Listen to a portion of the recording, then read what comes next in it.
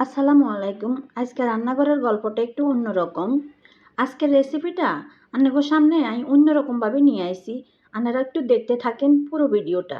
যদি ভিডিওটা ভালো লাগে আপনারা লাইক, কমেন্টস এবং সাবস্ক্রাইব করে পাশে থাকেন। আর বোনেরা এবং ভাইয়েরা, আজকে আঁশের মাংস রান্না করবো। এটা আঙ্গ দেশের ভাষায় কয়।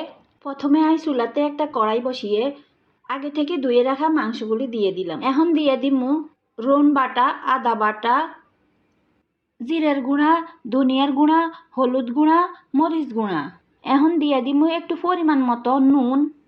নুন দিতে কিন্তু কেউ ভুলেন না। এখন দিয়ে দিছি আগেতে ঘরে তৈরি করে রাখছি একটা মশলা আর নিজের হাতের, ওটা দিয়ে দিলাম টমেটোর পেস্ট এবং পরিমাণ মতো সরিষার তেল দিয়া এগুলিকে আতে ভালো করে মাখামাখি করতেছি। দেখেন, ভালো করে যত মাখামাখি করবেন ততই কিন্তু আপনার এই যে হাঁসের মাংসটা রান্না মজা হবে আর খাইতে অনেক সুস্বাদু হইব।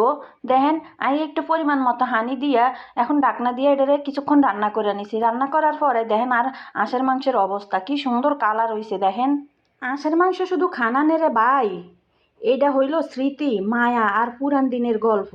যখন আমি ছোট্ট আছিলাম তখন গ্রামে যাইলে দাদিয়ে এইরকম করে হাঁসের মাংস রান্না করতো আর কইতো, এলা বু, এই হাঁসের মাংস রান্না করলে তোর দাদার ফ্যাম ফিরিতি বাড়ি যায় আর ফতি হুদাও আইয়া কইতো, আজকে তোরে খুব সুন্দর লাগে, আজকে আর পরে নায়িকা নায়িকা লাগে, এগুলি হুদা হুদিও কইতো। বেড়া শুধু খাওয়ানোর লোভ আছিল, খাওয়ানোর লাগে বেড়া আমার এরকম ফার্ম দিত।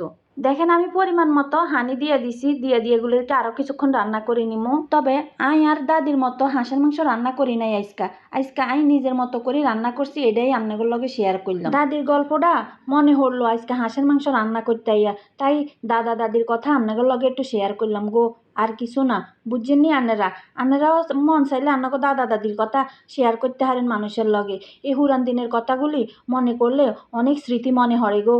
আর দাদা নাকি এই হাঁসের মাংস দিয়া চাইলের গুঁড়ের আটার রুটি দিয়া খাইতো, আর ওই দিন আর দাদিরে অনেক অনেক বেশি ভালোবাসতো।